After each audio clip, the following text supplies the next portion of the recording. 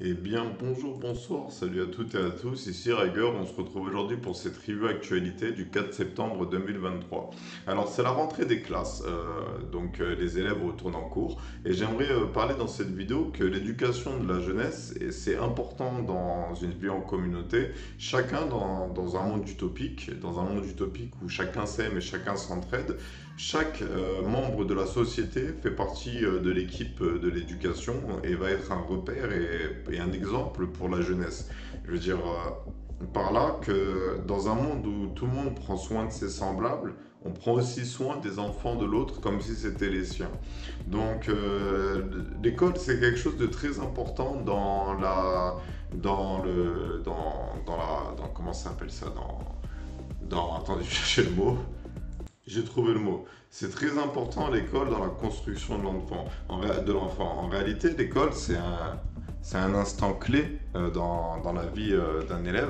Et l'école, ça doit être un lieu dans la théorie où l'élève il se sent libre, où il se sent accepté, où il se sent compris, où il se fait des amis et où il s'épanouit socialement. Alors du coup, l'école, ça c'est sur la théorie. Après, il faut aussi que l'école n'oublie pas son rôle principal, c'est d'enseigner et d'éduquer l'enfant. Mais l'école ne remplace pas les parents. L'école est un plus pour les parents. Elle est là pour aider l'enfant à cumuler des savoirs, autant bien sur des sciences ou sur des métiers, que sur l'aspect social et sur la vie citoyenne, en communauté. Je veux dire, là, il y a plusieurs sujets qui reviennent, notamment la tenue. On a la baya qui a été interdite. Alors, je crois que ça s'appelle la baya. Moi, je crois que c'était la B, B-A-Y-E. L'abbé Pierre, la baya qui a été interdite, c'est-à-dire la longue robe des musulmans, des musulmanes plus précisément. On a l'uniforme scolaire qui va être essayé potentiellement dans certains établissements scolaires de France. Apparemment, c'est même déjà fait en Outre-mer. Et on a cette question qui revient souvent, le harcèlement scolaire, qui fait un peu peur aux parents qui envoient leurs enfants à l'école. Ils espèrent que justement les collèges, lycées et écoles seront capables de lutter face à l'harcèlement scolaire. Alors nous, dans cette review actualité, on va faire plus, on va dire une sorte de débat dans laquelle je vais un peu partager mon avis sur ces différents points. À noter que j'ai pas beaucoup regardé les infos aujourd'hui parce que j'ai pas regardé à mon heure habituelle. J'ai pas parlé à mon heure habituelle, j'ai pas regardé à mon heure habituelle le journal. Et donc du coup, je suis tombé justement sur une émission de journal où une femme et un spécialiste d'analyse ou je sais pas trop quoi interrogeaient un professeur de français qui était responsable d'un syndicat de professeurs sûrement et une députée du parti Renaissance. Je connais pas du tout l'activité du parti Renaissance, mais en tout cas, voilà, ils ont fait appel à des personnes pour qu'ils puissent dire leur avis à la télé sur ce qu'ils pensent de cette situation. Alors moi, pour commencer, le premier sujet qu'on va traiter, c'est la baya interdite. Alors moi, personnellement, je vais pas vous mentir, c'est vrai que depuis que je suis petit, je vois un peu, je veux dire, en soi, déjà la religion, c'est quelque chose, je pense qu'en France et même de manière générale, surtout en France, parce que c'est un pays laïque, je pense qu'on on a une scission avec la religion et on a une mauvaise compréhension de la foi de manière générale. Alors du coup, sur le principe, on va dire fondamental, je pense que interdire des signes religieux, c'est limite même contre la laïcité. La laïcité, c'est pas l'athéisme. La laïcité, c'est la religion ne participe pas à la gestion de l'État. En gros, c'est ça, je veux dire, c'est à l'époque, en France, c'était la loi catholique, les citoyens, ils ont badé. Petit à petit, je sais plus trop comment, je sais pas si ça s'est passé à la Révolution française ou si ça arrivait plus tard. Il a été choisi que justement les écoles seraient laïques, c'est-à-dire que l'État serait laïque et qui ne travaille, c'est-à-dire que la religion, le catholicisme n'avait pas son mot à dire concernant la gestion du pays. Ça ne veut pas dire qu'il faut supprimer tout ce qui rappelle la religion. Alors sur le principe fondamental, c'est juste le terme de laïcité, en fait, qui, depuis que je suis petit, je trouve qu'il est erroné dans la bouche des personnes qui me l'ont appris, dans le sens où, non, ce qu'on fait en France, c'est pas de la laïcité, c'est de l'athéisme. C'est-à-dire on interdit l'expression de la religion, alors que en soi, l'école, c'est censé être un lieu de liberté, et dans la vie citoyenne, c'est-à-dire dans la vie sociale, c'est-à-dire que lorsque tu vas lorsque tu vas voir ton pote, ou que tu vas, je sais pas moi, au restaurant, au café, faire des trucs, j'en sais rien, ce que tu fais d'habitude, tu vas être parfois confronté à voir des gens exprimer leur liberté de culte. Dehors, il y aura des abayas, dehors, il y aura même des croix catholiques, dehors, il y aura peut-être même un mec avec une kippa. Et donc, en soi, le fait que l'école, qui est le lieu où l'enfant se construit, on n'aborde pas ce sujet de la religion, qui est quand même un sujet très important dans la vie, de manière générale. L'enfant, il a besoin d'avoir un apport, je veux dire. Après, je veux comprendre, la religion c'est quelque chose de délicat, chacun sa foi, chacun ses croyances. Alors du coup, oui, l'école, elle peut pas enseigner la religion, c'est pas des théologues, les professeurs. Mais par contre, elle peut enseigner l'acceptation des différentes cultures. Donc en soi, la baya interdite à l'école, je ne trouve même pas ça bien ou mauvais en réalité. C'est juste que tout dépend du signal que veut envoyer la France. Je veux dire, est-ce que du coup, est-ce qu'on accepte toutes les religions? Ou est-ce que on éjecte les religions du débat? Il n'y a pas le droit de parler de religion à l'école. Je veux dire, tout dépend en fait de l'arc que va choisir le gouvernement, parce que en soi, la religion mal enseignée, ça peut être très dangereux. Je veux dire, ça peut matrixer, tu peux complètement être illuminé par ta religion et pas discerner le bien et le mal comme il se doit en tant qu'humain, mais juste en tant que fonction programmée par un livre. Donc du coup, oui, la religion, c'est à la fois beau et sublime, surtout quand tu as la foi, que tu crois au bien commun et que tu es uni avec ton peuple. C'est magnifique, la religion. Mais en même temps, c'est dangereux dans un monde où la religion, finalement, elle a été transformée, on a perdu la racine de la religion, ce côté en paix avec soi et avec les autres.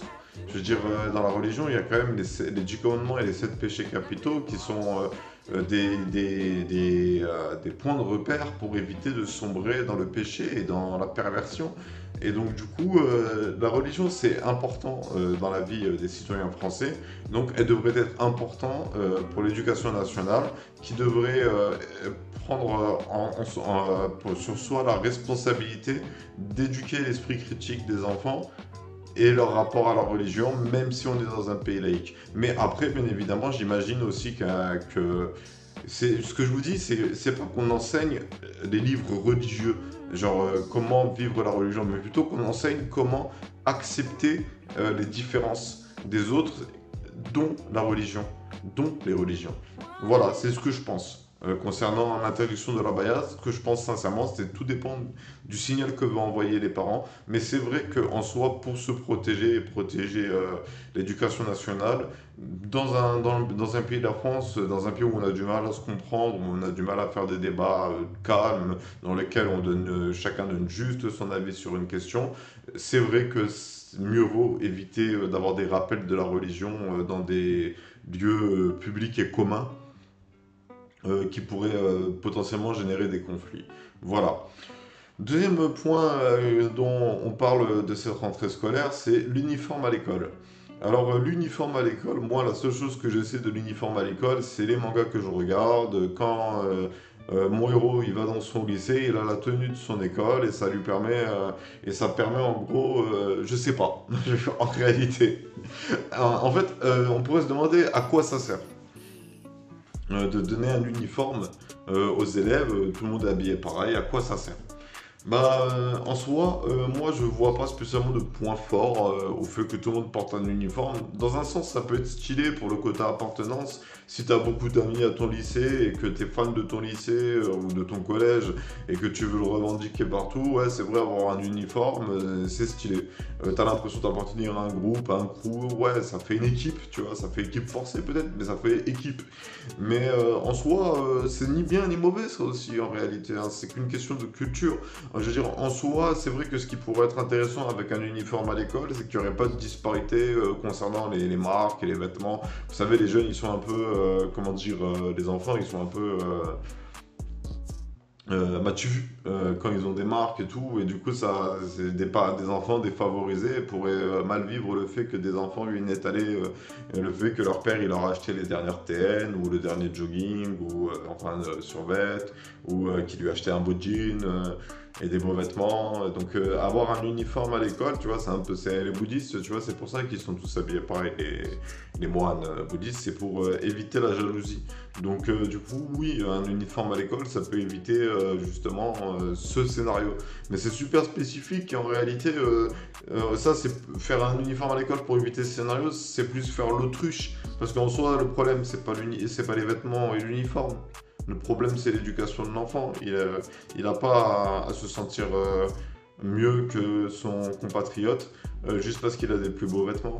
Donc du coup, oui, l'uniforme à l'école pourrait résoudre ce problème sur la forme, mais pas sur le fond, en réalité. Parce que, encore une fois, comme je vous disais pour la baya, en sortant de l'école, l'enfant sera confronté aux vêtements des autres. Mais par contre, c'est vrai que l'idée de se dire que l'école, c'est un lieu d'éducation, c'est pas un centre aéré, en réalité. C'est vrai que c'est important que les enfants s'épanouissent, mais il faut aussi qu'ils acquérissent des capacités. Et donc, du coup, tout ce qui est distraction et on va dire étalage de l'ego, c'est pas le bienvenu à l'école. Alors du coup, l'uniforme, oui, ça apporterait justement une accalmie à ce niveau-là. Et ça donnerait aussi le sentiment à l'enfant de faire partie de quelque chose, de se dire, ok, je vais à l'école, j'ai l'uniforme de l'école, je vais apprendre, je vais accumuler les savoirs, je vais voir mes amis. Et du coup, oui, l'uniforme à l'école, comme ils ont dit, il faut le tester, voir comment les élèves ils le vivent. Mais très sincèrement, les gars, vous inquiétez pas, c'est que des vêtements, hein. Ils vont juste les mettre et ils vont pas changer, hein. Il n'y a pas de démons ou d'anges qui vont leur laver le cerveau dès qu'ils vont mettre l'uniforme, hein. Ça va juste être eux avec un uniforme. Voilà. Et ensuite, le dernier sujet, l'harcèlement scolaire. Alors, un harcèlement scolaire, ça effraie hein, ces derniers temps. En plus, les infos avec le ministre de l'Éducation précédente, ça en parlait beaucoup. Il y avait eu un suicide. Un enfant s'était suicidé parce qu'il était harcelé à l'école. Alors, c'est un véritable fléau. Mais en réalité, l'harcèlement scolaire, on peut bien demander aux professeurs de veiller sur les enfants et d'éviter le harcèlement scolaire. Mais moi, ce que j'entends, c'est que cette demande des parents, c'est un peu comme je veux dire, la responsabilité de l'harcèlement scolaire, c'est pas seulement à l'école. Je veux dire, l'école, elle doit veiller sur les enfants qui sont dans son infrastructure, mais il en va de même pour les parents, en fait. C'est-à-dire, l'harcèlement scolaire, c'est un problème d'éducation, les gars. Mais pas un problème d'éducation scolaire, un problème d'éducation parentale. Le problème, il vient même pas de l'enfant qui harcèle, il vient du parent qui n'a pas été capable d'inculquer des bonnes valeurs et des bons principes et une compréhension de l'autre, une ouverture d'esprit à son enfant. Il l'enferme dans un monde chimérique dans lequel tout se passe bien, t'inquiète pas, tu peux faire toutes les conneries que tu veux, je te fais tous les cadeaux dont tu as envie. Et en plus de ça, même quand tu harcèles les gens à l'école, t'inquiète pas, c'est pas ta faute, c'est à cause de ton professeur, il t'a pas bien éduqué. Je veux dire, les gars, c'est l'école, c'est pas les parents des enfants, c'est pas eux qui doivent élever les enfants, ça reste les parents. Je veux dire, alors s'il vous plaît, je n'ai pas envie de m'étaler sur le harcèlement scolaire, c'est un véritable fléau. Il faut que tout le monde soit vigilant. Il faut limiter aussi.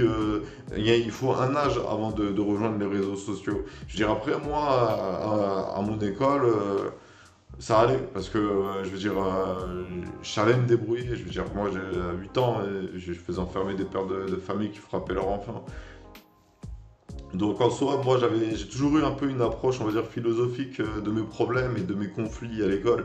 Je le prenais pas à cœur, je veux dire, ça m'affectait pas beaucoup. C'est très jeune, quand j'avais 6 ans, que j'étais matrixé, je croyais que tout le monde me détestait, mais en grandissant et en me faisant des amis, je me suis épanoui, j'ai rencontré des amis qui ont été importants pour moi et qui m'ont aidé à me façonner. Et donc du coup...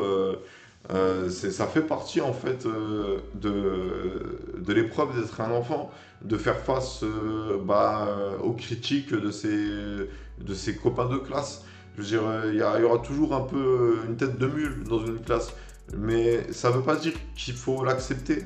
Je veux dire, ça veut juste dire que les enfants, ils sont injustes. ils sont cruels entre guillemets.